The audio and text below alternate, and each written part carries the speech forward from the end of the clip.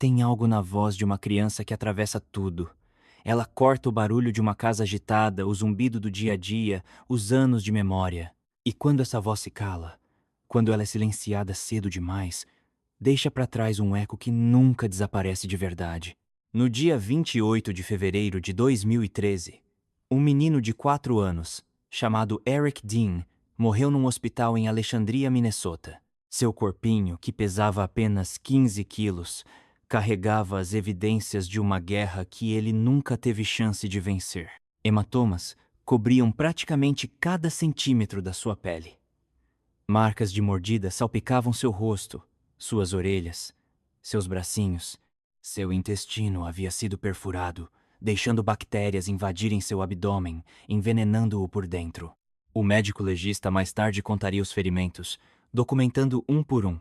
Mas mesmo números não conseguiam capturar a real dimensão do que havia sido feito com essa criança. A morte de Eric não foi súbita. Não foi um acidente. Foi a última página de uma história que havia sido escrita ao longo de anos, uma história que dezenas de pessoas tentaram ler, mas nunca terminaram. Porque Eric Dean não morreu em silêncio. Ele morreu gritando, dentro de um sistema que o ouviu, mas não escutou. Essa é a história de um menino que deveria estar vivo hoje. Um menino que contou para qualquer pessoa disposta a prestar atenção que estava sendo machucado. Um menino cujo corpinho carregava evidências que não podiam ser ignoradas, mas que de alguma forma foram. Essa é a história de Eric Dean e as 15 vezes em que o sistema teve a chance de salvá-lo. A ligação para o 911 chegou às 9h37 da manhã, 28 de fevereiro de 2013. O endereço era uma casa simples em Glenwood, Minnesota. Uma cidadezinha no condado de Pope, onde todo mundo se conhece. Onde as pessoas deixam as portas destrancadas e confiam nos vizinhos. O tipo de lugar onde uma coisa dessas não era para acontecer. Quem ligou foi uma mulher. Amanda Peltier, 24 anos. A voz dela naquela ligação era controlada, de um jeito quase perturbador para alguém reportando que uma criança não estava respirando. Ela disse ao atendente que o enteado de 4 anos, Eric Dean, estava doente há alguns dias, vomitando, sem comer. E agora, ele não estava acordando. O atendente fez as perguntas padrão. A criança estava respirando? Peltier disse que não. Estava consciente? Não. Há quanto tempo ele estava assim? Ela não tinha certeza. Talvez ela o tivesse encontrado assim 1 hora atrás. Talvez mais. A linha do tempo era vaga, mudando até mesmo naqueles primeiros momentos críticos. Os socorristas chegaram em minutos. Encontraram Eric deitado imóvel na cama, seu corpinho frio ao toque.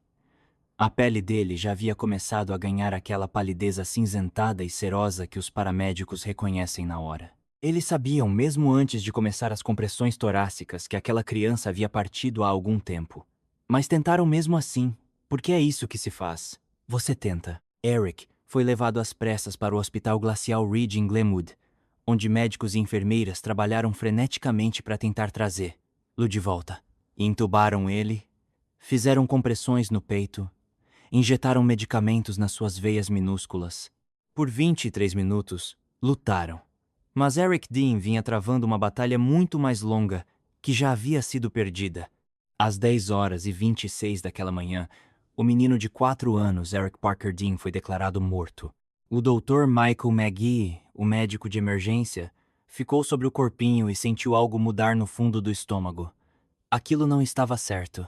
Ele já tinha visto crianças doentes antes, crianças que sucumbiram a doenças repentinas ou acidentes trágicos. Isso era diferente.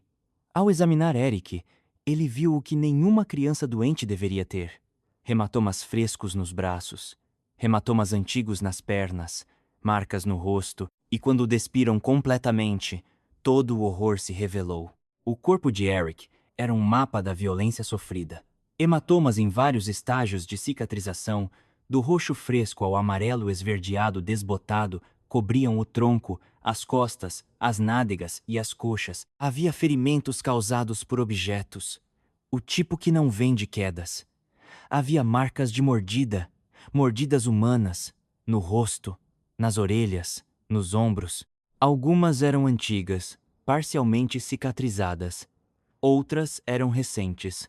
O Dr. McGee tomou a decisão que deveria ter sido tomada uma dúzia de vezes antes. Ele acionou a polícia e a proteção infantil. Aquilo não era uma doença. Não era um acidente. Era um homicídio. A autópsia subsequente, realizada pelo Dr. Michael McGee e pela Dra. Janice Amatuzio, revelaria ainda mais. Eric havia morrido de choque séptico causado por uma perfuração no intestino delgado. O trauma contuso havia rompido o tecido delicado, permitindo que o conteúdo intestinal vazasse para a cavidade abdominal. A infecção resultante havia sobrecarregado o seu corpinho. Ele provavelmente esteve em dor excruciante por pelo menos 24 a 48 horas antes da sua morte. Mas o intestino perfurado era apenas uma das tantas lesões. A autópsia documentou mais de 100 marcas distintas no corpo de Eric, sem ocorrências separadas de violência infligidas a uma criança que pesava 15 quilos e média pouco menos de 1 metro. Havia contusões na cabeça, no rosto, no pescoço, no peito, no abdômen, nas costas, nos braços, nas pernas. Havia arranhões e lacerações. Havia aquelas marcas de mordida, confirmadas por um odontologista forense como sendo de um humano adulto. Havia marcas em formato de laço, compatíveis com golpes de corda ou cinto. Havia hematomas de ponta de dedo, o tipo que vem de segurar uma criança com força demais, com frequência demais. A conclusão do médico legista era inequívoca. Homicídio por abuso infantil. A forma da morte. Homicídio. A causa da morte. Trauma contuso no abdômen com perfuração do intestino delgado, levando a peritonite e choque séptico. Eric Dean havia sido torturado até a morte dentro da própria casa. E a pergunta que assombraria todo mundo que viesse a conhecer a história dele era simples, devastadora e impossível de responder. Como isso aconteceu? Eric Parker Dean veio ao mundo no dia 27 de dezembro de 2008, no fundo de um inverno em Minnesota. Sua mãe era Summer Camp, uma jovem que já enfrentava dificuldades com as responsabilidades da maternidade. Seu pai era David Dean, que na época do nascimento de Eric, não estava em um relacionamento com Summer. Desde o início, a vida de Eric seria dividida entre duas casas, dois pais, dois mundos completamente diferentes. Nesses primeiros meses e anos, Eric morava principalmente com a mãe. E desde o começo, havia sinais de alerta de que algo não estava certo. O primeiro registro de suspeita de abuso infantil veio quando Eric tinha apenas 2 meses. Fevereiro de 2009. Uma pessoa preocupada, cujo nome foi omitido nos documentos judiciais, entrou em contato com os serviços de proteção à criança do condado de Pope, com preocupações sobre os cuidados com Eric. O relatório foi aceito para análise, o que significa que atendia ao limite necessário para uma investigação. Uma assistente social foi designada. Mas, após o contato inicial com a família, o caso foi encerrado. Nenhum maltrato encontrado. Nenhum serviço necessário. Não seria a última vez que essa frase apareceria no arquivo de Eric. Quando pequeno, Eric era descrito por quem o conhecia como doce, cheio de energia, curioso, tinha os olhos do pai e um sorriso que iluminava qualquer ambiente. Mas também era uma criança que parecia sempre na defensiva, hipervigilante de um jeito que crianças pequenas não deveriam ser. Se assustava facilmente, tinha medo de movimentos repentinos, observava os adultos com atenção, como se tentasse antecipar o que poderia acontecer em seguida. Vivendo com a mãe, Eric experimentou instabilidade. Summer Camp lutava com seus próprios demônios, incluindo problemas com abuso de substâncias. Havia períodos em que ela estava indo melhor, períodos em que Eric parecia estar bem cuidado, mas havia outros períodos, mais sombrios, em que a negligência se instalava. Denúncias chegavam esporadicamente. Um vizinho preocupado com brigas barulhentas no apartamento. Um familiar que notou que Eric parecia magro, parecia assustado. Cada vez o condado investigava. Cada vez concluíam que não havia maus-tratos, ou que os maus-tratos não eram graves o suficiente para exigir intervenção. Entender o sistema de proteção à criança é fundamental para entender como Eric caiu pelas suas rachaduras. Em Minnesota, assim como na maioria dos estados, nem toda denúncia de suspeita de abuso ou negligência infantil resulta em uma investigação completa. As denúncias são triadas, o que significa que uma assistente social analisa as informações e determina se elas atendem a critérios específicos. A denúncia alega um tipo específico de maltrato? O suposto responsável é alguém numa função de cuidador? Há informação suficiente para localizar a família? Se a denúncia não atende a esses critérios, ela é descartada e nenhuma investigação ocorre. Mesmo quando uma denúncia é aceita, a investigação tem limites. As assistentes sociais geralmente entrevistam a família, observam a criança e avaliam o ambiente doméstico, mas trabalham com informações limitadas, tempo limitado e recursos limitados. Tentam distinguir entre acidentes e abuso, entre criação negligente e conduta criminosa.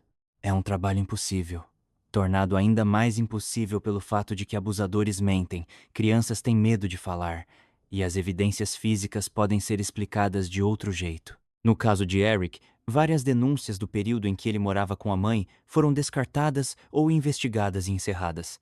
O sistema via uma jovem mãe com dificuldades, uma criança que parecia estar bem nos momentos em que as assistentes sociais a observavam, e uma situação que, embora não fosse ideal, não chegava bem ao limite que exigiria a retirada da criança. É fácil, olhando para trás, condenar essas decisões, mas na época, com as informações que tinham, as assistentes sociais tomaram as decisões que achavam certas. O que ninguém poderia ter previsto era que tirar Eric de uma situação perigosa o colocaria em outra, muito pior. Em novembro de 2010, quando Eric tinha quase 2 anos, sua vida mudou drasticamente. David Dean, o pai de Eric, vinha lutando por mais tempo com o filho. Ele pagava a pensão alimentícia, exercia seus direitos de visita, tentava estar presente na vida de Eric apesar de não estar com Sommer. E enquanto observava de longe, foi crescendo a preocupação com o que via. Eric parecia retraído depois das visitas com a mãe. Chegava à casa de David com hematomas misteriosos, com histórias que não batiam muito bem. David começou a documentar tudo, tirando fotos, fazendo anotações, consultou advogados e, finalmente, entrou com um pedido de guarda. A batalha pela guarda não foi fácil. Os tribunais de família são lugares complicados e confusos, onde dois lados apresentam versões concorrentes da realidade, e um juiz tem que decidir quem está falando a verdade. Mas David tinha documentação, tinha preocupações, tinha uma casa estável e um emprego fixo na construção civil, e de forma crucial, tinha Amanda. Amanda Peltier tinha 22 anos quando conheceu David Dean. Era jovem, loira, cheia de energia. Trabalhava num restaurante local e havia crescido na região. Por tudo que se sabia, era simpática, extrovertida, o tipo de pessoa que parecia confiável. Quando David lhe contou sobre o filho, sobre sua luta pela guarda, Amanda foi solidária. Disse a David que queria ajudar. Disse que sempre amou crianças, que mal podia esperar para ser uma figura materna para Eric. Em novembro de 2010, David Dean recebeu a guarda principal de Eric. O menino, com quase 2 anos, se mudou para a casa do pai em Glenwood, Minnesota. E David, aliviado e esperançoso, acreditou que havia conseguido, que havia salvo o filho, que havia levado Eric para a segurança. A casa que David oferecia parecia estável no papel. Era uma casa unifamiliar simples num bairro tranquilo. David trabalhava em horário regular e ganhava o suficiente para sustentar a família. Amanda, que logo se mudou para a casa de David, parecia dedicada ao lar. Os vizinhos mais tarde a descreveriam como uma família normal, o tipo que você acena ao pegar o correio ou limpar a calçada de neve. Mas dentro daquela casa, atrás das portas fechadas, algo já havia começado a dar muito errado. A transição de Eric para a casa do pai não foi fácil. Qualquer criança pequena sofreria com uma mudança tão drástica, saindo da casa da mãe para a do pai, de um lar para outro. Nos primeiros dias, Eric se agarrava ao pai. Chorava quando David saía para o trabalho. Tinha pesadelos. Estava aprendendo a confiar no novo ambiente, a acreditar que aquele lugar era seguro. E, por um tempo, talvez fosse. David Dean, por tudo que se sabe, amava o filho. Queria o melhor para Eric. Havia lutado com afinco para trazê-lo para casa, e estava determinado a dar a Eric a infância que ele merecia. Mas David trabalhava muitas horas. Empregos na construção civil não permitem horários flexíveis ou trabalho em casa, o que significava que cada vez mais Eric ficava sob os cuidados de Amanda. Só Eric e Amanda, sozinhos naquela casa por horas a fio. No começo, Amanda parecia abraçar o papel. Postava fotos nas redes sociais dela e Eric, pintando uma imagem de felicidade doméstica. Meu homenzinho, ela legendava as fotos. Conversava com as amigas sobre o quanto amava ser mãe, sobre como parecia natural. Voluntariava-se para levar Eric a consultas, para cuidar dele enquanto David fazia horas extras, para ser a cuidadora principal. Mas em algum momento nesses primeiros meses, algo mudou. Talvez Amanda tenha percebido que cuidar de uma criança pequena era mais difícil do que imaginava. Talvez ressentisse a responsabilidade, a perda de liberdade, a forma como Eric exigia a atenção que ela preferia dar a David. Talvez houvesse algo mais sombrio nela, algo que sempre esteve lá, apenas esperando a oportunidade de emergir. Seja qual for o motivo, na primavera de 2011, apenas alguns meses depois de Eric se mudar, o abuso havia começado. Colleen Mislick tinha uma creche doméstica em Glenwood. Cuidava de crianças há anos e se orgulhava de criar um ambiente seguro e acolhedor. Quando David Dean a contactou no início de 2011 sobre os cuidados do filho Eric, ela ficou feliz em ajudar. Eric tinha 2 anos e meio, um menininho doce que ficou um pouco tímido no começo, mas logo foi se abrindo. Nas primeiras semanas, Colleen observou Eric com atenção, como fazia com todas as crianças novas. Notou que ele era carente, que queria reassurância constante. Mas isso não era incomum para uma criança se adaptando a um novo cuidador. Notou que ele comia bem, que adorava brincar com as outras crianças, que ria fácil assim que se sentia confortável. Mas ela também notou coisas que a preocupavam. Havia hematomas. Não o tipo que se esperaria numa criança ativa pequena, o tipo nos joelhos e canelas de tanto correr e cair. Eram hematomas nos braços de Eric, nas costas, nas coxas. Quando Colleen perguntava a Eric o que havia acontecido, ele dava respostas vagas. Ele caiu. Esbarrou em algo. Não se lembrava. Então, em abril de 2011, Colleen viu algo que fez o sangue gelar. Estava ajudando Eric a lavar as mãos antes do almoço quando percebeu que a camisa havia levantado. Na parte inferior das costas, havia uma marca de mordida. Uma impressão nítida e inconfundível de dentes humanos pressionados na pele de uma criança. As mãos de Colleen tremeram quando ela perguntou delicadamente a Eric: "Docinho, o que aconteceu com suas costas?" A resposta de Eric foi imediata, automática, como se ele tivesse ensaiado. "Não sei." "Alguém te mordeu?" Eric olhou para baixo, os ombrinhos encolhendo. Não respondeu. Colleen sabia que precisava denunciar. A lei em Minnesota é clara. Denunciantes obrigatórios, que incluem provedores de creche, professores, profissionais de saúde e outros que trabalham com crianças, são obrigados a denunciar suspeitas de abuso infantil. Não é trabalho deles investigar ou ter certeza. Se eles tiverem razão para suspeitar de maltrato, devem denunciar. Naquele dia, Colleen ligou para a proteção à criança do condado de Pope. Descreveu a marca de mordida, os hematomas, suas preocupações. Forneceu o nome de Eric, o endereço, o nome dos pais. Esperou que alguém tomasse uma providência. A denúncia foi aceita. Uma assistente social foi designada. E em poucos dias, alguém do condado entrou em contato com David Dean e Amanda Peltier. A entrevista, realizada na casa da família, correu exatamente como essas entrevistas costumam correr. A assistente social perguntou sobre a marca de mordida. Amanda tinha uma explicação pronta. Eric havia se mordido. Às vezes ele fazia isso quando estava frustrado.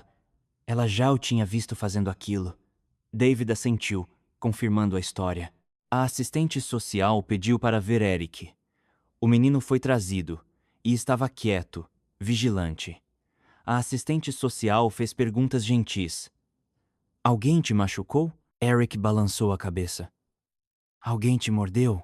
Eric olhou para Amanda, depois de volta para a assistente social. Fui eu, ele disse baixinho. A assistente social observou a casa. Estava limpa, organizada. Havia comida nos armários, brinquedos na sala. David e Amanda pareciam cooperativos, preocupados, dispostos a responder perguntas. Pareciam pais atentos. A investigação foi encerrada. Nenhum maltrato encontrado. A marca de mordida, concluiu a assistente social, era auto-infligida. Mas Colleen Mislick não estava convencida, porque ela continuava vendo coisas, mais hematomas, outra marca de mordida, desta vez no braço de Eric. E, uma vez, quando ela perguntou sobre isso a Eric, ele a olhou com seus olhos grandes e disse algo que parou seu coração. Mamãe fez. Eric chamava Amanda de mamãe. Havia sido instruído a chamar, lá assim. E agora, estava dizendo à sua cuidadora de creche que a mamãe havia o mordido. Colleen denunciou de novo, e de novo. Cada vez, ela documentava o que via. Cada vez, ligava para o condado. Cada vez, esperava que alguém tomasse uma providência. Mas cada vez o padrão se repetia. A denúncia era aceita. A família era contatada. Amanda tinha explicações. Eric, na presença dos pais, se retratava. O caso era encerrado. No verão de 2011, Colleen havia feito 4 denúncias separadas. 4 vezes havia visto evidências de abuso. 4 vezes havia pedido ajuda. 4 vezes o sistema havia decidido que não havia nada de errado. E o abuso estava apenas piorando. 11 de julho de 2011. David Dean carregou o filho Eric até a emergência do Hospital Glacial Ridge, em Glenwood. Eric estava chorando, abraçando o braço esquerdo contra o peito. Amanda o seguia, com o rosto composto numa expressão de preocupação. A enfermeira de triagem o chamou rapidamente. Uma criança com dor sempre é prioridade. Ela perguntou o que havia acontecido, e David explicou. Eric havia caído pelas escadas em casa. Foi um acidente. Eles achavam que talvez ele tivesse quebrado o braço. Os raios-x confirmaram. Eric, com 2 anos e meio, tinha uma fratura espiral do húmero esquerdo. Esse é o osso longo do braço superior, que vai do ombro ao cotovelo. Estava quebrado de forma nítida, com a fratura em espiral ao redor do osso num padrão característico. O Dr. Mark Hudson, o médico de emergência de plantão, estudou os raios-x com uma sensação crescente de inquietação. Fraturas espirais em crianças pequenas são sinais de alerta. Elas normalmente não resultam de queda simples. Uma fratura espiral ocorre quando um osso é torcido com força, quando um membro é arrancado ou puxado com violência. Na medicina de emergência pediátrica, essas fraturas são frequentemente associadas a abuso. O Dr. Hudson voltou à sala de exames e começou a fazer perguntas. Dirigiu-as a David, a Amanda, a ambos. Me conte exatamente o que aconteceu. Amanda tomou a frente para responder. Eric havia estado brincando no andar de cima, disse ela. Ela ouviu um barulho e um grito.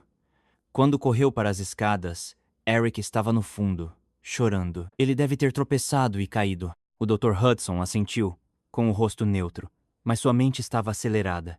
Ele era médico há 15 anos, já havia visto incontáveis lesões, e aquilo não fechava. Uma queda pelas escadas normalmente causa hematomas. Talvez uma fratura simples se a criança cair sobre um braço estendido. Mas uma fratura espiral? Isso sugeria um movimento de torção, um puxão ou arranque violento do braço. Ele examinou Eric mais minuciosamente, procurando outros sinais de lesão, e os encontrou. Pequenos hematomas no tronco de Eric, uma marca desbotada na bochecha, outro hematoma na coxa. Eric teve outras lesões recentemente? O Dr. Hudson perguntou. Ele só é desajeitado, Amanda disse rapidamente. Está sempre se machucando. O Dr. Hudson tomou sua decisão. Esse caso precisava ser denunciado.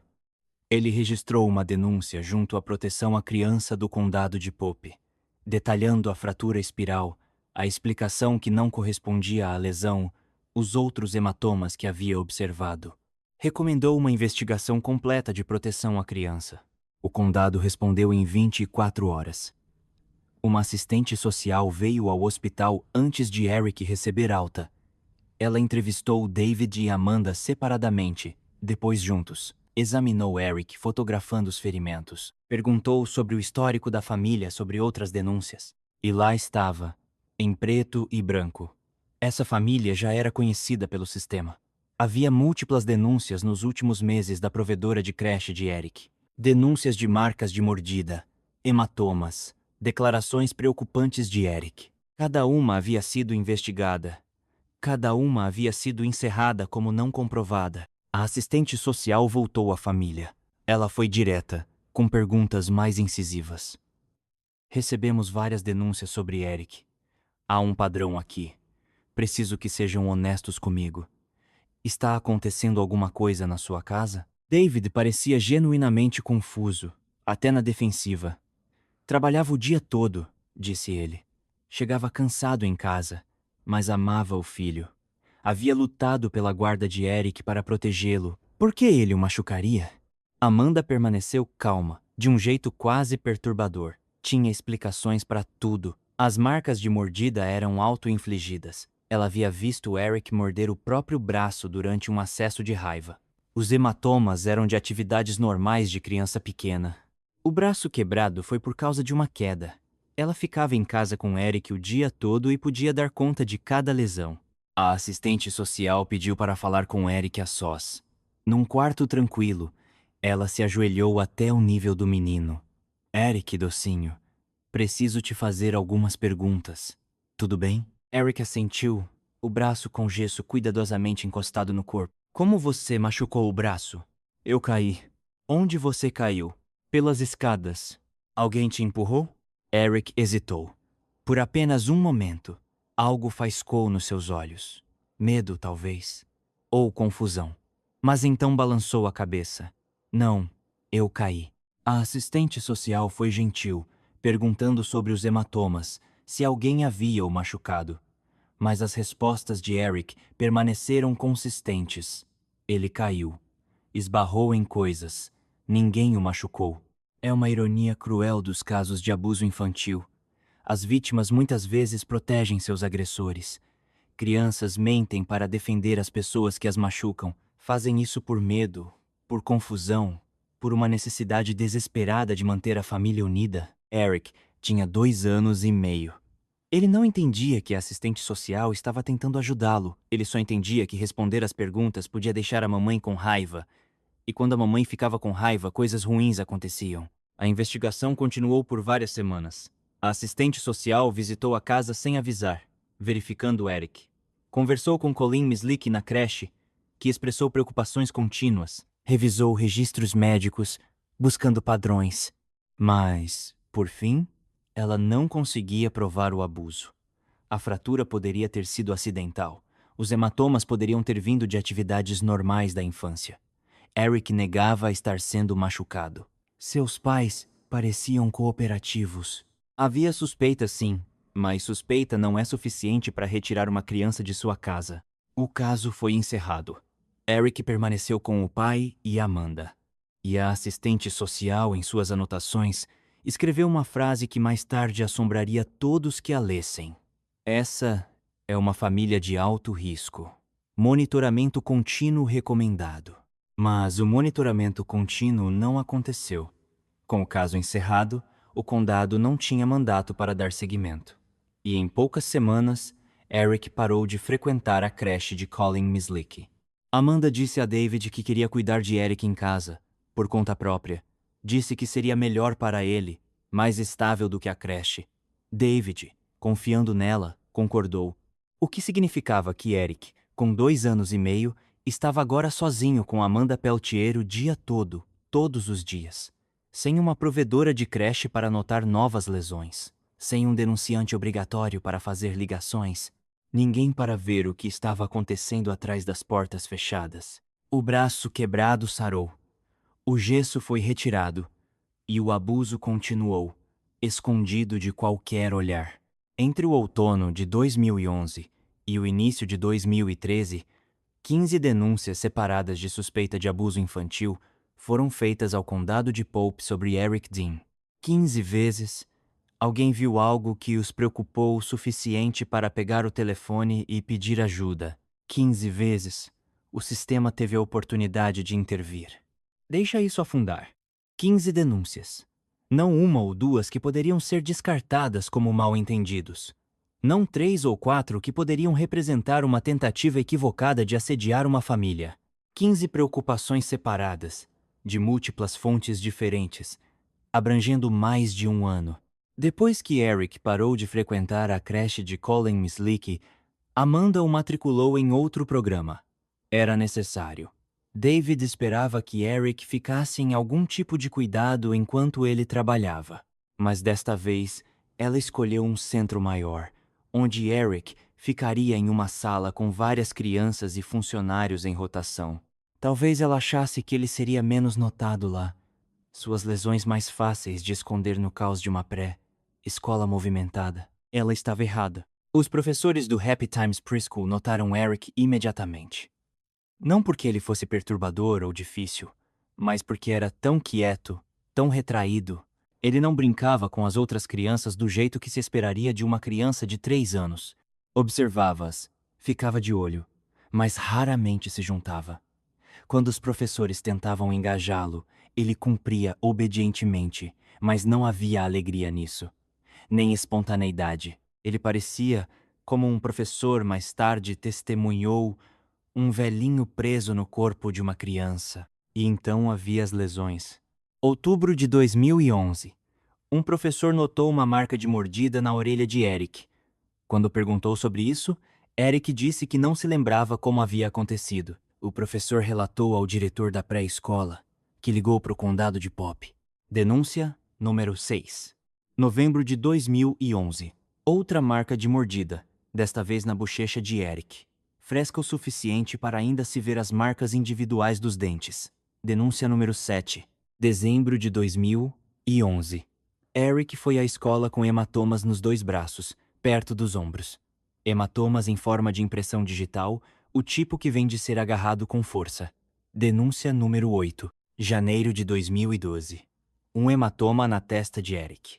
Denúncia número 9. Cada vez, o padrão era o mesmo. A denúncia era aceita. Uma assistente social contactava a família. Amanda tinha explicações. Eric caiu. Eric bateu numa porta. Eric se mordeu. Eric brincou de forma muito intensa com as outras crianças na escola. E cada vez, quando a assistente social perguntava a Eric, o menino confirmava a história. Ele caiu, esbarrou em coisas, se machucou, porque era isso que havia sido ensinado a dizer.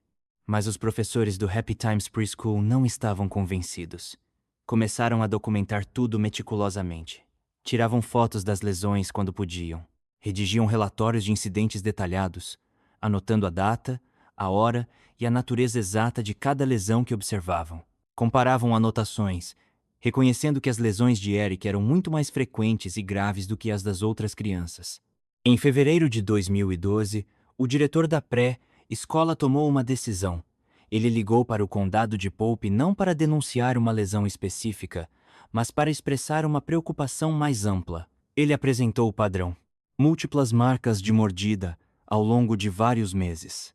Hematomas frequentes. Uma criança que parecia assustada e retraída. Disse, sem rodeios, que acreditava que Eric Dean estava sendo abusado em casa. Essa denúncia, a de número 10, provocou uma investigação mais minuciosa. O condado enviou sua assistente social mais experiente, alguém que havia trabalhado em proteção à criança por mais de uma década. Ela analisou todas as denúncias anteriores, buscando padrões e conexões, entrevistou extensivamente o corpo docente da pré-escola, observou Eric na escola, prestando atenção em como ele interagia com professores e colegas. Então ela fez uma visita domiciliar sem aviso.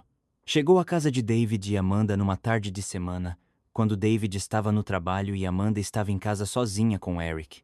O objetivo de uma visita sem aviso é ver a família como ela realmente é, não como se apresenta quando sabe que alguém está a caminho. Amanda atendeu a porta com um sorriso. Era graciosa, receptiva, aparentemente não perturbada pela visita surpresa. Convidou o assistente social para entrar, ofereceu café, puxou o assunto.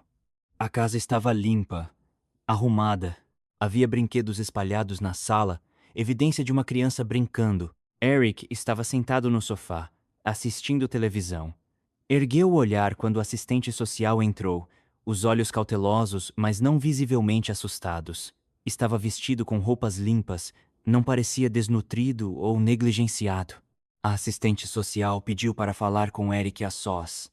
Amanda concordou prontamente, saindo da sala.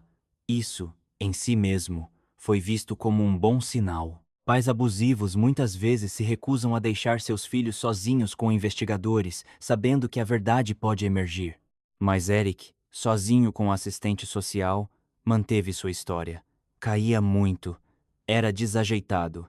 A mamãe cuidava bem dele. Amava a mamãe. A assistente social perguntou sobre lesões específicas. Eric, ouvi que você tinha uma marca de mordida na orelha. Você se lembra disso? Eric assentiu.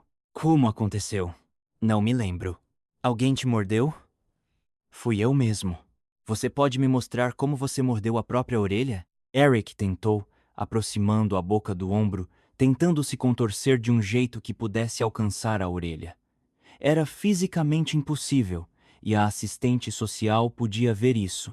Mas Eric estava se esforçando tanto para demonstrar o que havia sido ensinado a dizer. A visita durou mais de 1 hora.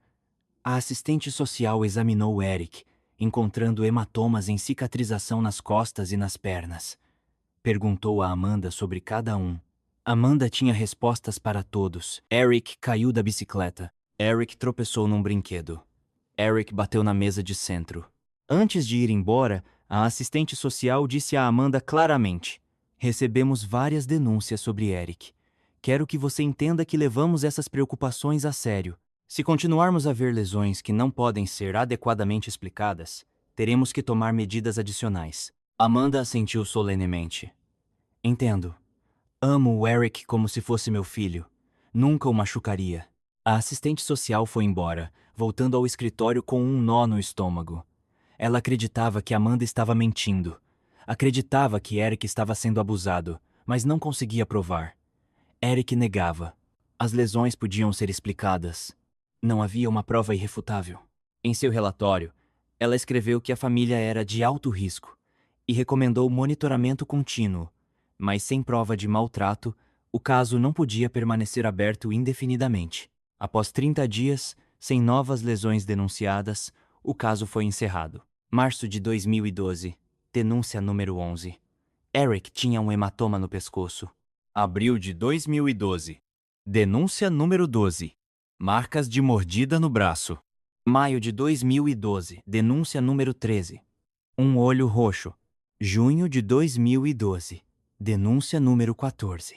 Hematomas nas nádegas e coxas, notados quando Eric estava sendo trocado após um acidente no banheiro. A esta altura, os funcionários do Happy Times Preschool faziam denúncias quase mensalmente. Sentiam-se impotentes, frustrados, cada vez mais desesperados. Podiam ver o que estava acontecendo com aquela criança.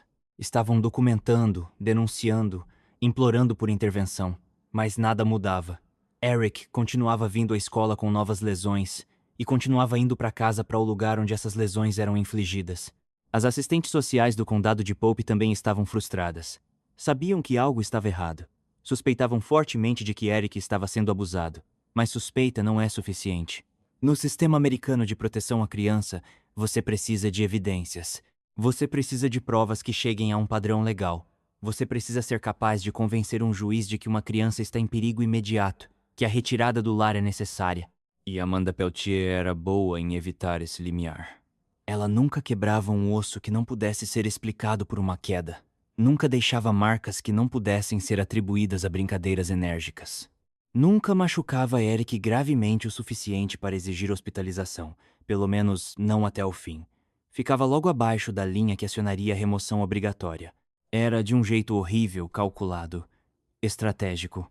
Ela sabia até onde podia ir. Em outubro de 2012, o Happy Times Preschool fez a denúncia número 15. Mas desta vez, também fizeram outra coisa. Disseram a Amanda que Eric não poderia mais frequentar o programa. Não disseram que era porque sabiam que ela estava abusando dele. Não podiam fazer essa acusação sem consequências legais. Em vez disso, citaram preocupações vagas sobre problemas de comportamento e as necessidades de Eric excedendo o que podiam oferecer. Foi a decisão mais difícil que já tomaram, expulsar uma criança que sabiam que precisava de proteção, mas estavam presos. Não podiam forçar o condado a agir. Não podiam manter Eric seguro enquanto estava sob seus cuidados, sabendo que ele iria para casa todos os dias para mais abuso. E o custo emocional para os funcionários de assistir uma criança sendo machucada e serem impotentes para pará-la estava se tornando insuportável. Então Eric foi expulso da pré-escola e, mais uma vez, estava em casa em período integral com Amanda, sem professores para notar novas lesões, sem denunciantes obrigatórios fazendo ligações. Apenas Eric, sozinho com a mulher que o estava torturando. Pelos próximos 4 meses, entre outubro de 2012 e fevereiro de 2013, não houve novas denúncias ao condado de Pope. Não porque o abuso havia parado, mas porque ninguém estava mais vendo Eric. Ele estava isolado, escondido, preso naquela casa com Amanda enquanto David trabalhava muitas horas e permanecia alheio ao que estava acontecendo com o filho. Esses 4 meses, essa lacuna nas denúncias, mais tarde seria identificada como uma falha crítica. Se Eric tivesse permanecido na pré-escola, se houvesse olhos sobre ele, alguém poderia ter notado a escalada. Alguém poderia ter visto que o abuso estava piorando, mais violento, mais perigoso. Alguém poderia ter ligado mais uma vez, e talvez a 16ª denúncia fosse a que finalmente o salvaria. Mas não houve 16ª denúncia. Não até que fosse tarde demais. É difícil saber exatamente como foram os últimos meses de Eric Dean. Só podemos juntar fragmentos das evidências encontradas após sua morte, das declarações que Amanda eventualmente fez, da autópsia que documentou os danos acumulados. O que sabemos é que no final de 2012, o abuso de Amanda Peltier contra Eric havia escalado além de hematomas e mordidas. Ela o batia regularmente, esbofeteando-o no rosto com força suficiente para fazer a cabeça virar. Jogava coisas nele, o golpeava com objetos. Privava-o de comida como punição, fazendo-o sentar à mesa e assistir ela comer enquanto ele ficava com fome. E ela o mordia. Repetidamente. Obsessivamente. O odontologista forense que mais tarde examinou fotos das lesões de Eric conseguiu associar várias marcas de mordida definitivamente às impressões dentárias de Amanda. As mordidas estavam no rosto, nas orelhas, nos braços, nas costas. Algumas eram rasas, quase como avisos. Outras perfuravam a pele, deixando cicatrizes permanentes. Por que alguém morderia uma criança? É uma pergunta que parece desafiar qualquer explicação racional. Bater, por mais terrível que seja, pode ser compreendido como uma perda de controle, uma explosão de raiva. Mas morder é íntimo, pessoal. Requer chegar perto da vítima, colocar sua boca na pele dela, aplicar pressão com os dentes. É quase vampírico em sua violação. Psicólogos que estudam abuso infantil sugerem que morder pode ser uma forma particularmente sádica de violência, que afirma dominância e controle. Deixa uma marca que é exclusivamente identificadora, uma espécie de assinatura. E para alguém como Amanda, alguém que parecia obter satisfação em machucar Eric, morder pode ter sido uma forma de literalmente marcar-lo como dela, de cauterizá-lo com evidência de seu poder sobre ele. O mundo de Eric havia encolhido para as paredes daquela casa. Ele não ia mais à pré-escola, não tinha amigos. Seu contato com a mãe biológica, Sommer, era mínimo, limitado a visitas supervisionadas ocasionais. O pai estava em casa à noite e nos fins de semana. Mas David parecia cego ao que estava acontecendo. Ou talvez visse, mas não conseguia se convencer de acreditar nisso. Como você aceita que a mulher que ama, a mulher em quem confia com seu filho, é um monstro? Os vizinhos mais tarde diriam que nunca ouviram nada incomum vindo da casa. Sem gritos, sem sons de violência. Amanda era cuidadosa. Machucava Eric de formas que não seriam ouvidas, em momentos em que sabia que David não estava por perto. Ameaçava Eric, avisando o que aconteceria se ele contasse a alguém. Controlava cada aspecto da existência dele. No início de 2013, Eric tinha 4 anos.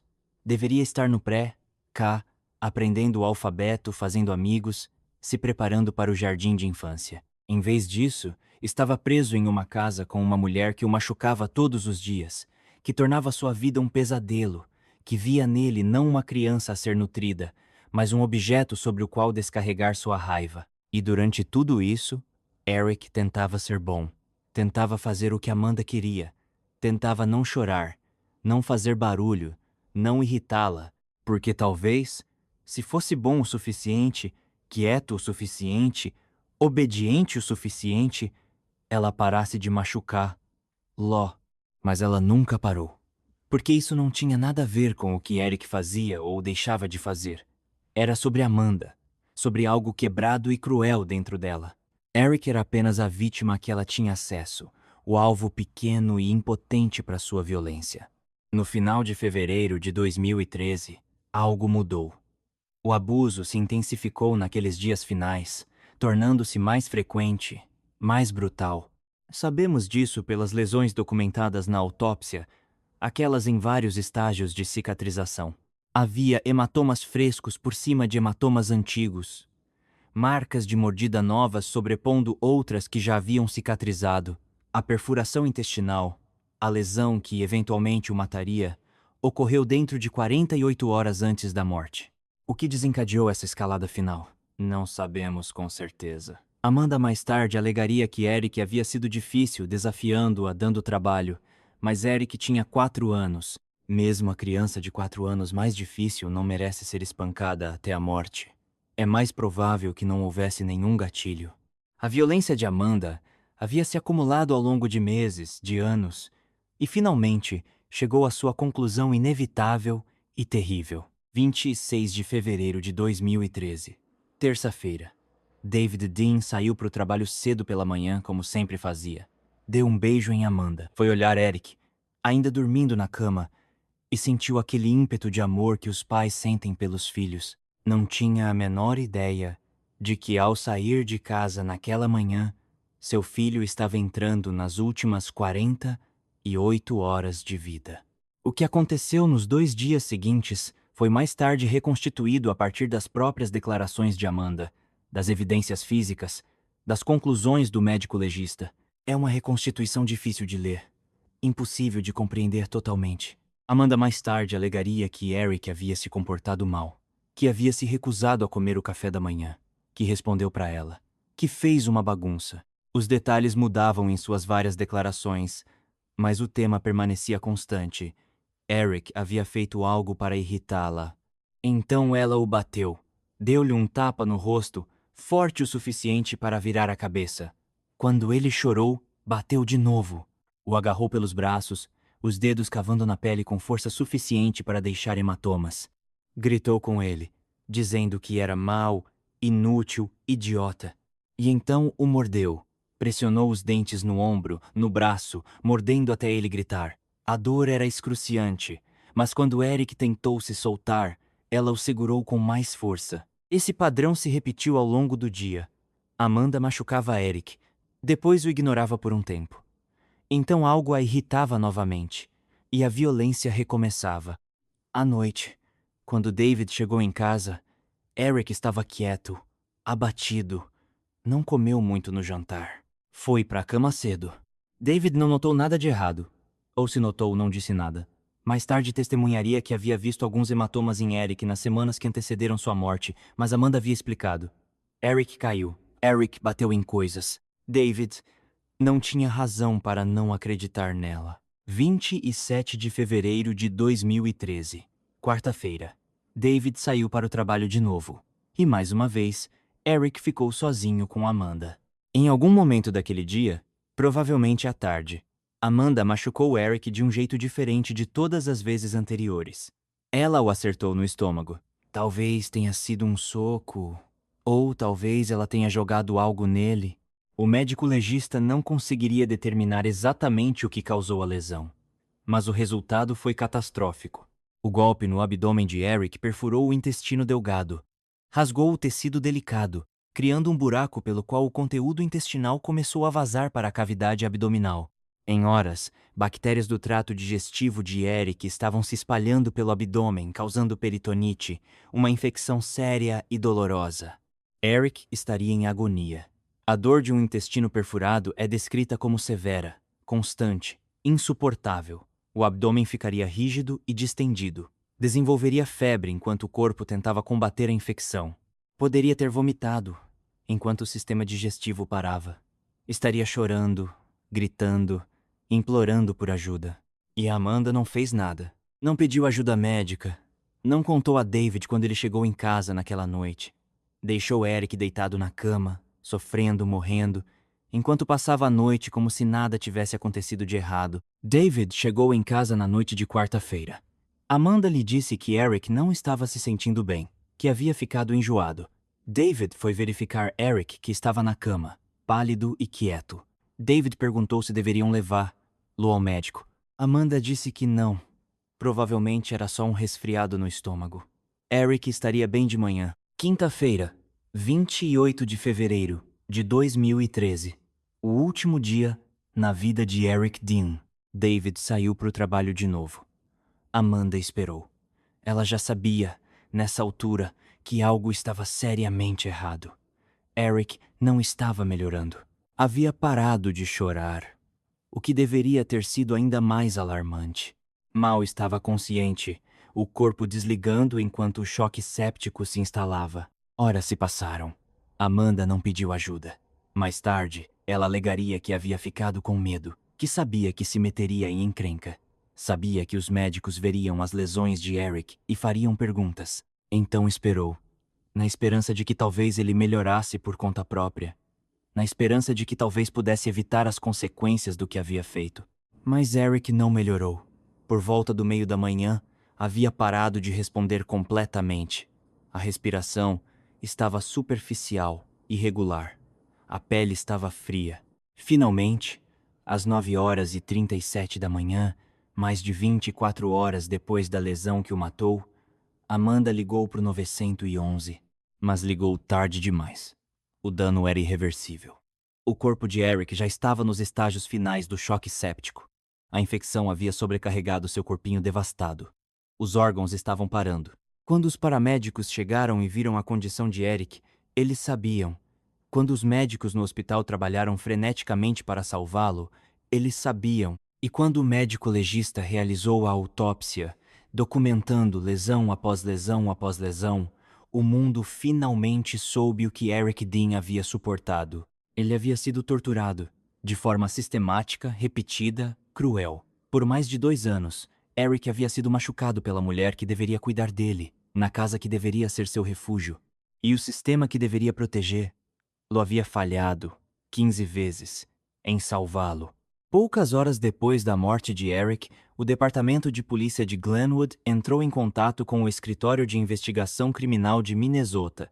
Aquilo estava além da capacidade de uma força policial de cidade pequena. Precisavam de investigadores especializados, peritos forenses, pessoas treinadas para lidar com casos complexos de homicídio. O BCA enviou uma equipe imediatamente.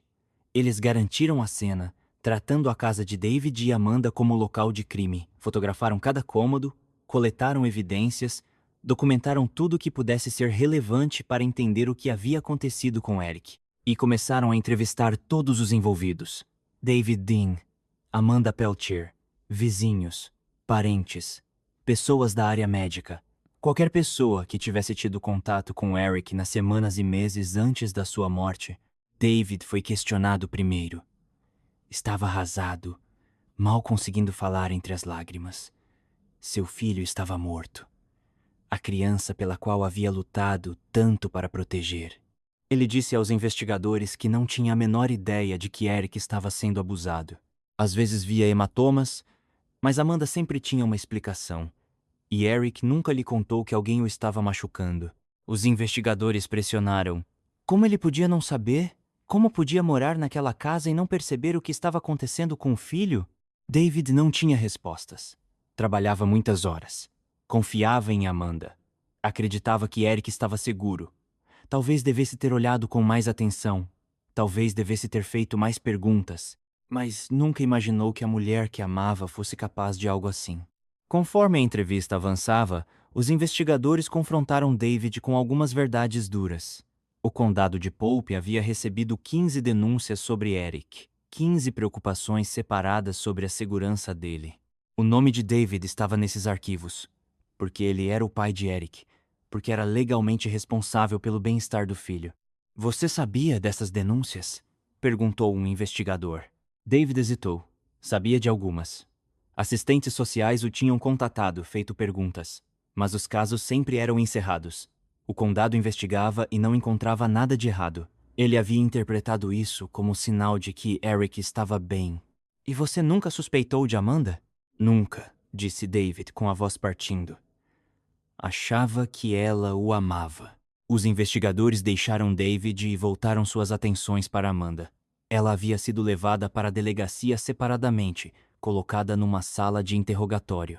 Seus direitos Miranda haviam sido lidos a ela, sendo informada de que era suspeita na morte de Eric. Ela renunciou ao direito de ter um advogado dizendo que queria falar, queria explicar o que havia acontecido. O interrogatório de Amanda Peltier durou horas. Foi gravado, cada palavra documentada. E ao longo daquela entrevista, Amanda confessou. No começo, ela tentou minimizar o que havia feito. Eric havia caído. Os ferimentos eram acidentes. Ela nunca quis machucá-lo. Mas os investigadores a confrontaram com as evidências médicas. Mais de 100 lesões no corpo de Eric. Lesões em vários estágios de cicatrização. Marcas de mordida que correspondiam aos seus dentes. Um intestino perfurado causado por trauma contuso. Isso não são acidentes, Amanda.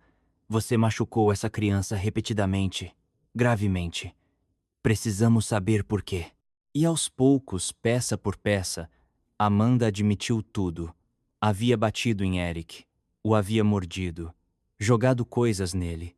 Quando ele chorava, batia mais forte para fazê-lo parar. Quando ele não obedecia, o machucava como punição. Por quê? O investigador perguntou. Por que você o machucava? A resposta de Amanda foi perturbadora na sua inadequação. Não sei. Eu só. Ficava com tanta raiva. Ele fazia coisas que me irritavam e eu não conseguia me controlar. E a lesão intestinal. Aqui o matou. Amanda admitiu que havia batido em Eric no estômago. Disse que não tinha intenção de machucá-lo tão gravemente. Achava que ele ficaria bem. Quando ele não melhorou, ficou com medo demais de pedir ajuda. Você deixou ele morrer, disse o investigador. Você o machucou gravemente o suficiente para matá-lo, e depois deixou ele sofrer por mais de 24 horas sem cuidado médico. Amanda começou a chorar. Me desculpe. Sinto muito. Sinto como se tivesse roubado toda a infância dele. Essa declaração, gravada em vídeo mais tarde, seria exibida no julgamento. Sinto como se tivesse roubado toda a infância dele. Como se o que ela havia feito fosse apenas privar Eric de algumas experiências, e não de sua própria vida. O interrogatório continuou. Os investigadores perguntaram sobre as denúncias anteriores, as múltiplas vezes em que o condado havia investigado e encerrado os casos. Amanda admitiu ter mentido para as assistentes sociais. Havia treinado Eric sobre o que dizer. Garantia que a casa estivesse perfeita quando os investigadores chegavam. Havia sido cuidadosa ao infligir lesões que pudessem ser explicadas de outra forma. Então você sabia que o que estava fazendo era errado? Sim. E continuou mesmo assim? Sim. Era uma confissão completa. Amanda Peltier admitiu que havia abusado fisicamente de Eric Dean, que havia causado a lesão que o matou e que havia retardado a busca por atendimento médico até ser tarde demais. Ela foi presa e acusada de homicídio em segundo grau. Mas mesmo enquanto Amanda confessava, os investigadores descobriam outra camada dessa tragédia. Eles intimaram os registros da proteção à criança do condado de Pope, obtendo cópias de todas as 15 denúncias feitas sobre Eric. Entrevistaram a provedora de creche que havia denunciado as marcas de mordida. Conversaram com professores do Happy Times Preschool que haviam feito denúncia após denúncia, implorando por ajuda para aquela criança. E um retrato de falha sistêmica emergiu. 15 vezes, o sistema havia sido alertado de que Eric estava em perigo. 15 vezes, pessoas haviam tentado intervir. E 15 vezes, o sistema havia falhado em protegê-lo. A questão passou a ser: a morte de Eric poderia ter sido evitada? E se sim, quem era responsável por não ter Lá evitado, Amanda Lynn Peltier foi formalmente acusada no dia 5 de março de 2013, com 2 acusações de homicídio em segundo grau pela morte de Eric Dean. Pela lei de Minnesota, o homicídio em segundo grau inclui causar a morte de alguém com intenção de causar dano físico grave, mas não a morte em si. Os promotores argumentaram que, embora Amanda talvez não tivesse a intenção de matar Eric, ela certamente tinha a intenção de machucá-lo, e esse machucado resultou em sua morte. Amanda se declarou inocente. Seu advogado argumentou que ela não havia agido com a intenção exigida para uma condenação por homicídio, que a morte de Eric foi um acidente trágico, resultado de uma lesão que Amanda não percebeu ser fatal. A defesa pintou um retrato de uma jovem sobrecarregada pela responsabilidade de cuidar de uma criança difícil, alguém que havia cometido erros, mas não era uma assassina. O Ministério Público via as coisas de forma muito diferente. Argumentou que o abuso de Amanda contra Eric era prolongado, sistemático e sádico. As marcas de mordida por si só, mais de uma dúzia de instâncias documentadas em que Amanda havia mordido Eric com força suficiente para deixar marcas, demonstravam um padrão de crueldade intencional. O intestino perfurado, causado por trauma contuso severo o suficiente para rasgar o tecido intestinal, mostrava que Amanda havia golpeado Eric com força significativa. E o atraso em buscar atendimento médico, as mais de 24 horas em que Amanda deixou Eric sofrer antes de ligar para o 911, demonstravam um total desprezo pela vida dele. O julgamento começou em maio de 2014, mais de um ano após a morte de Eric. A promotoria chamou testemunha após testemunha, construindo um retrato abrangente da curta vida e morte dolorosa de Eric. A médica legista testemunhou, conduzindo o júri pelos resultados da autópsia. Mostrou fotos, imagens gráficas do corpo destroçado de Eric. Explicou como cada tipo de lesão ocorreu, qual era a antiguidade de cada hematoma, quanta força era necessária para causar um intestino perfurado. Ela testemunhou que em seus 30 anos como médica legista, o caso de Eric Dean foi um dos casos mais graves de abuso infantil que já havia visto. O odontologista forense testemunhou sobre as marcas de mordida. Ele havia feito impressões dentárias de Amanda e as comparou com fotos das marcas de mordida no corpo de Eric. As correspondências eram definitivas. Amanda Peltier havia mordido Eric Dean múltiplas vezes, com força suficiente para romper a pele. Os professores do Happy Times Preschool testemunharam, descrevendo Eric como uma criança doce e quieta que vinha para a escola com uma lesão atrás da outra. Choraram no banco das testemunhas, explicando como se sentiram impotentes, como haviam denunciado repetidamente e nada havia mudado. Colin Mislick, a provedora de creche que havia feito as primeiras denúncias, testemunhou sobre a marca de mordida que viu nas costas de Eric, sobre as palavras de Eric. A mamãe fez. Ela descreveu ter ligado para o condado de Pope repetidamente, implorando que investigassem. E as assistentes sociais do condado de Pope testemunharam. Um desfile de pessoas que haviam investigado denúncias sobre Eric e encerrado os casos sem retirá-lo de lá. O testemunho delas foi doloroso de ouvir. Elas haviam suspeitado de abuso, haviam visto lesões, haviam anotado nos arquivos que aquela era uma família de alto risco, mas nunca tiveram provas suficientes. Nunca tiveram aquela prova irrefutável que convenceria um juiz a retirar Eric de casa. O testemunho delas levantou questões incômodas. Se o sistema sabia que Eric estava em risco, por que ele não foi salvo? Se múltiplas denúncias chegaram, por que os casos eram repetidamente encerrados? As assistentes sociais não tinham boas respostas. Falavam sobre recursos limitados, cargas de trabalho excessivas, o ônus legal da prova necessária para retirar uma criança. Falavam sobre como pais abusivos podem ser manipuladores habilidosos, como crianças muitas vezes protegem seus abusadores, mas nada disso parecia suficiente. Uma criança estava morta, e o sistema que deveria proteger lá havia falhado. David Dean testemunhou, embora não fosse obrigado. Tomou a palavra e contou ao júri sobre ter lutado pela guarda de Eric, sobre acreditar que estava levando o filho para um lugar seguro. Admitiu que havia visto hematomas, que assistentes sociais o haviam contatado sobre denúncias, mas que havia acreditado nas explicações de Amanda. Descreveu chegar em casa do trabalho e encontrar o filho quieto e doente, sendo informado por Amanda de que era apenas uma virose estomacal. Você tinha alguma ideia de que Amanda estava abusando de Eric? O promotor perguntou. Não, disse David, com lágrimas escorrendo pelo rosto. Eu a amava. Confiava a ela meu filho. Achava que Eric estava seguro. Você se culpa pelo que aconteceu? A voz de David quebrou completamente. Todo dia. Eu deveria ter percebido. Deveria ter protegido ele. Ele era meu filho, e eu o deixei na mão. O advogado de defesa tentou pintar David como cúmplice, sugerindo que ele devia ter sabido o que estava acontecendo na própria casa. Mas a promotoria argumentou que Amanda havia sido cuidadosa, estratégica, escondendo o abuso quando David estava por perto. Eric, bem treinado pelo medo, nunca havia contado ao pai o que estava acontecendo. E então a própria Amanda tomou a palavra. Foi uma jogada arriscada da defesa, colocar a cliente diante do júri. Mas o advogado acreditava que se o júri vissem Amanda como humana, como arrependida, poderiam ser mais favoráveis a uma acusação menor. Amanda testemunhou por 2 dias. Admitiu ter batido em Eric, mordido, causado as lesões documentadas na autópsia, mas insistiu que nunca quis matá-lo. Disse que estava sobrecarregada, estressada, incapaz de lidar com o cuidado de uma criança.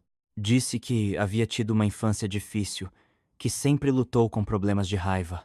Eu amava Eric, disse ela, chorando no banco das testemunhas. Nunca quis que ele morresse. Cometi erros terríveis e vou ter que viver com isso pelo resto da minha vida. O contra-interrogatório da promotoria foi brutal.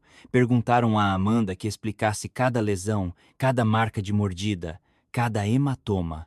Perguntaram por que, se ela amava Eric. O havia machucado mais de 100 vezes. Perguntaram por que havia deixado ele sofrer por mais de 24 horas antes de pedir ajuda. Você sabia que ele estava morrendo, não sabia? Achei que ele pudesse melhorar. Você sabia que ele precisava de um médico. Eu estava com medo. Com medo de se meter em encrenca? Sim. Então você deixou uma criança de 4 anos morrer para não enfrentar as consequências do que havia feito? Amanda não teve resposta para isso. O argumento final da promotoria foi poderoso. Eles mostraram ao júri fotos de Eric, fotos sorrindo de antes do abuso se intensificar, fotos de um lindo menininho com toda a vida pela frente. Depois mostraram as fotos da autópsia, as evidências do que Amanda havia feito com ele. Eric Dean tinha 4 anos, disse o promotor. Pesava 15 quilos. Era pequeno, indefeso, completamente dependente dos adultos na vida dele para cuidar dele. E Amanda Peltier, a mulher que deveria protegê-lo, o torturou. Por mais de 2 anos, ela abusou sistematicamente dessa criança. Bateu nele, mordeu ele, o privou de comida, o aterrorizou. E quando o abuso finalmente causou uma lesão fatal, ela deixou ele morrer em vez de buscar ajuda. O promotor fez uma pausa, deixando o peso dessas palavras pousar sobre a sala do tribunal. A defesa quer que vocês acreditem que isso foi um acidente, um erro, o ato de alguém sobrecarregado e com dificuldades. Mas as evidências contam uma história diferente. Isso foi intencional, foi cruel, foi homicídio. E Amanda Peltier precisa ser responsabilizada pelo que fez com Eric Dean. O argumento final da defesa se concentrou na idade de Amanda, na ausência de histórico criminal, na infância difícil que teve. Argumentou por uma acusação menor, pelo reconhecimento de que Amanda não planejou matar Eric, que havia tomado decisões terríveis, mas não era uma assassina no sentido tradicional. Mas enquanto o júri se recolhia para deliberar, o peso que havia na sala do tribunal sugeria para qual lado o veredicto iria. O júri levou menos de 8 horas.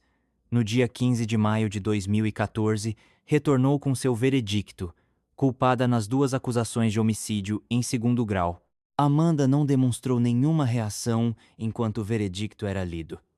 Ficou parada, olhando para frente, enquanto o juiz agradecia ao júri e marcava a sentença para o mês seguinte. Na audiência de sentença em junho de 2014, a família de Eric teve a oportunidade de se dirigir ao tribunal. A avó dele, mãe de David, falou sobre o neto que havia amado e perdido. Descreveu Eric como uma criança doce e gentil, que merecia muito mais do que a vida que havia recebido.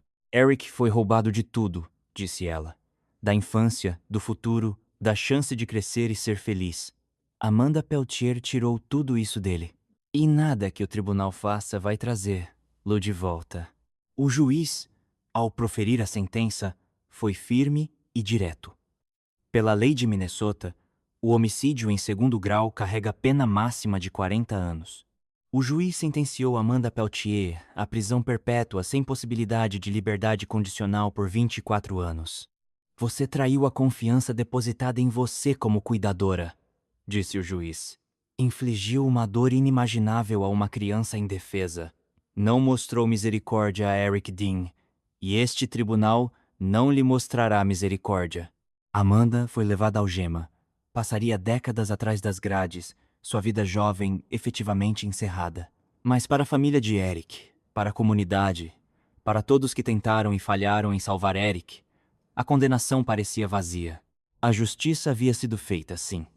Mas Eric ainda estava morto. E a pergunta permanecia: por que o sistema havia falhado tão catastroficamente em protegê-lo? Nas semanas e meses seguintes à condenação de Amanda Peltier, a história de Eric Dean virou notícia nacional. Veículos de mídia por todo o país pegaram o caso, focando não apenas nos crimes de Amanda, mas nas falhas sistêmicas que haviam permitido que esses crimes continuassem por anos. 15 denúncias.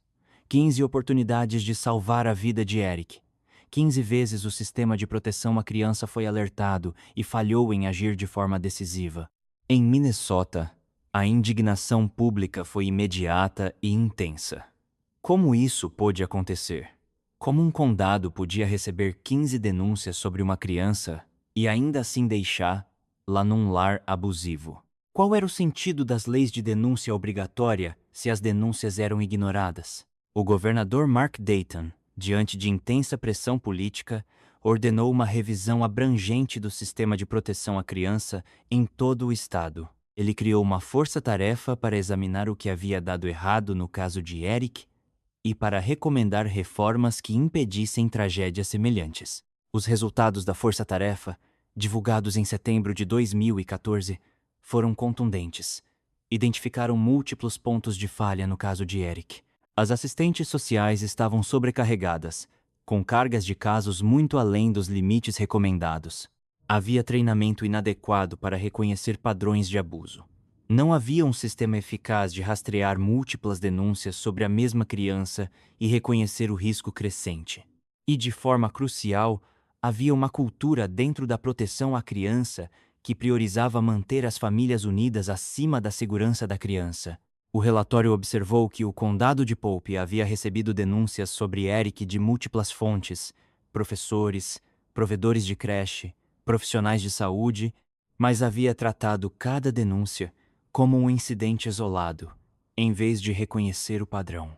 Ninguém havia olhado para todas as 15 denúncias juntas e visto a trajetória clara em direção à morte de Eric. Em resposta às conclusões da força-tarefa, o governador Dayton anunciou reformas abrangentes no sistema de proteção à criança de Minnesota.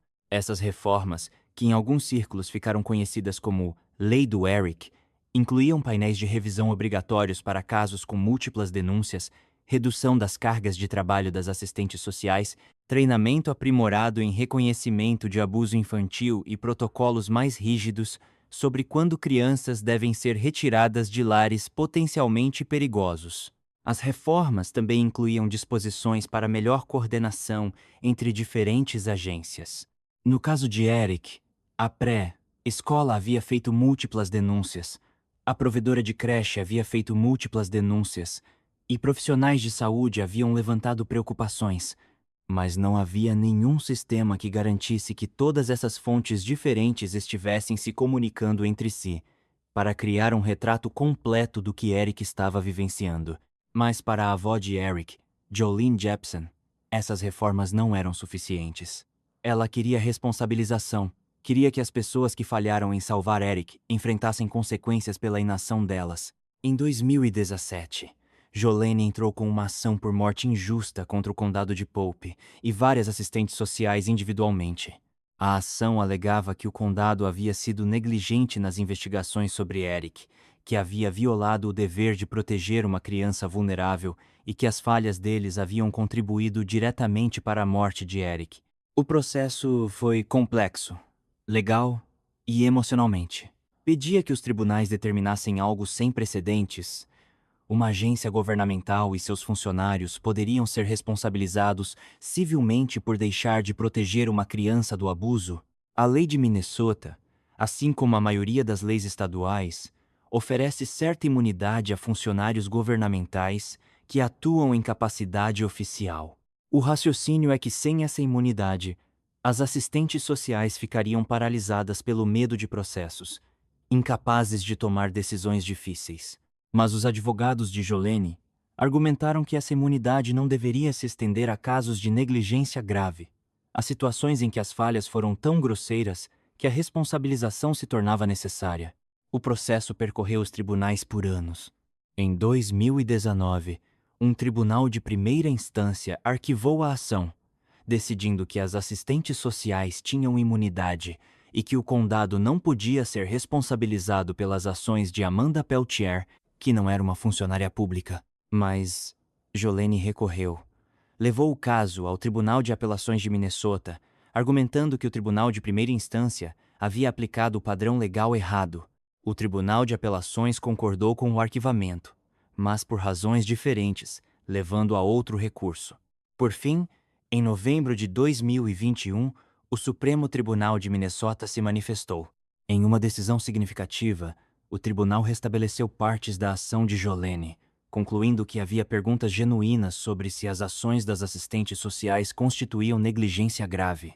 O tribunal escreveu que se um júri concluísse que as assistentes sociais haviam agido com descaso imprudente pela segurança de Eric, elas poderiam não ter direito à imunidade. O caso foi enviado de volta ao Tribunal de Primeira Instância para julgamento.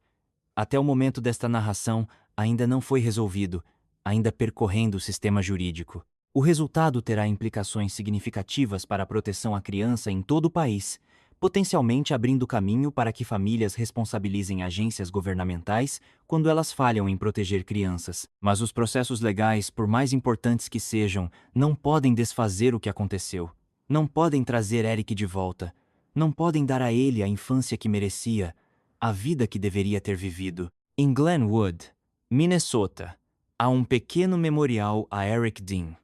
Fica num parque, um lugar onde crianças brincam.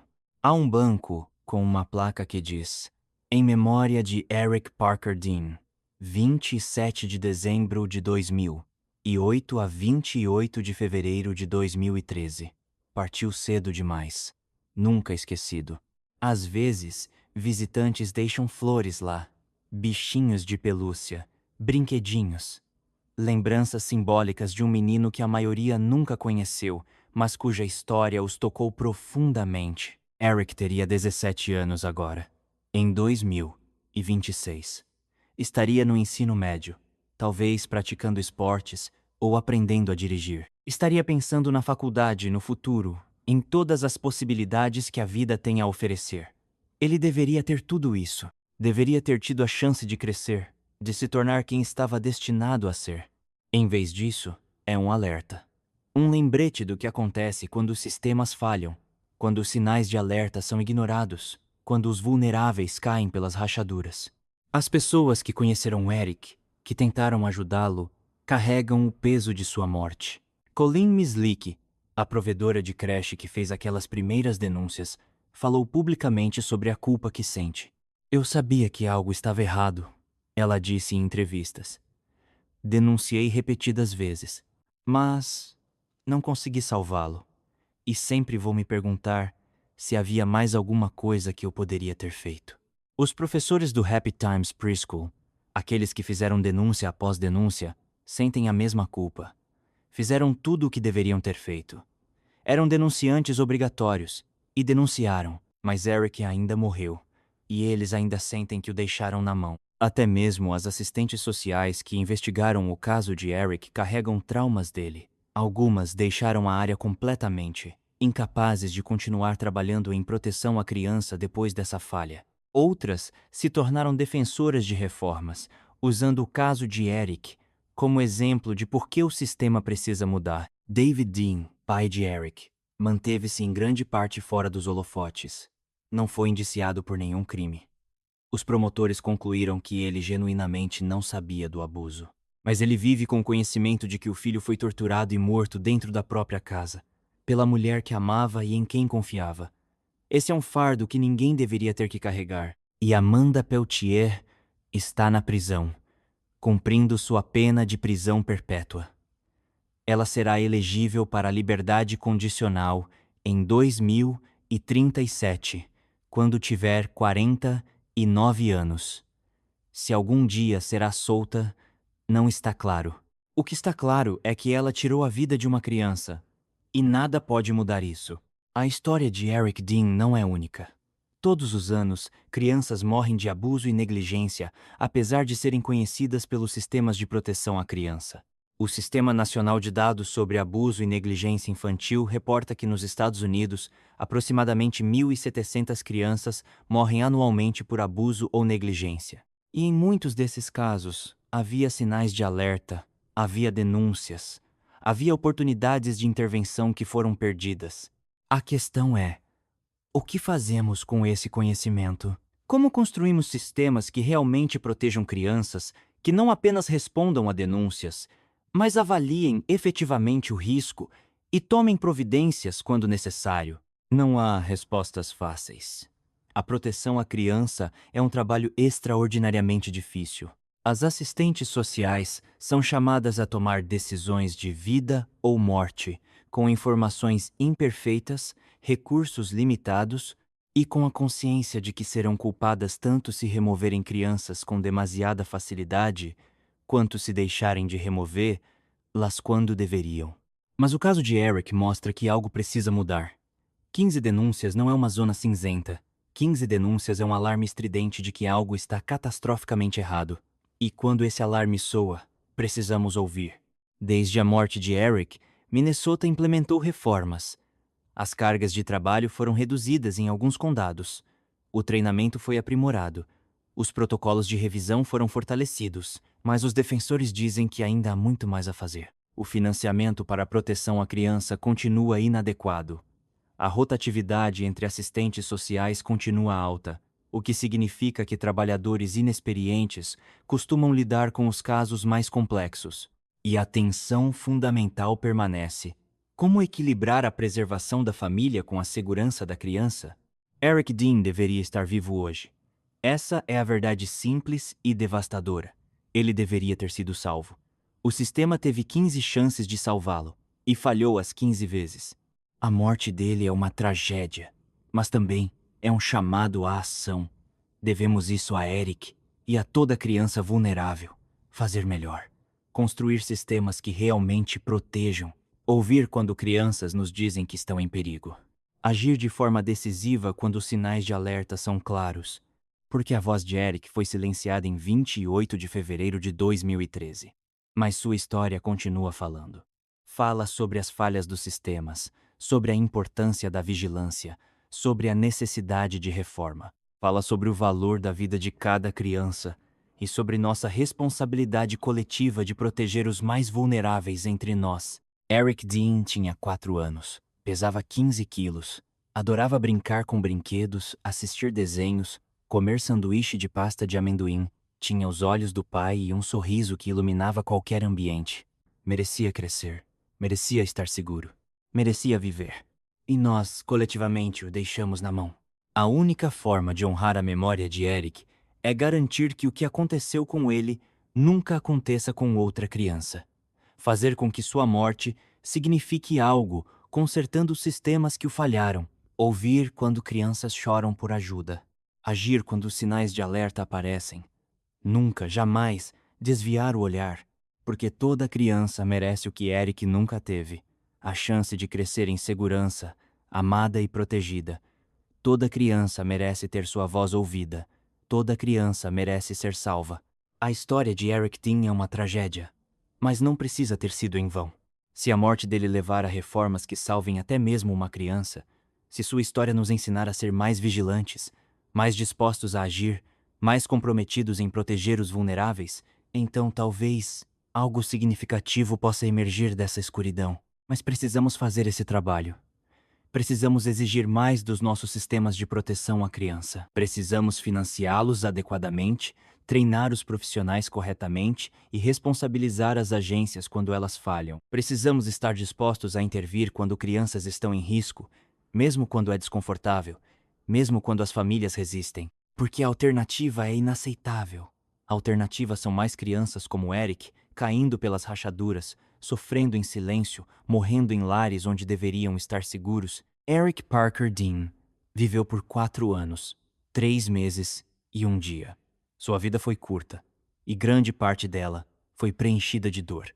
Mas ele importou, foi amado por alguns, falhado por muitos, mas ele importou. E sua história, por mais dolorosa que seja de ouvir, precisa ser contada.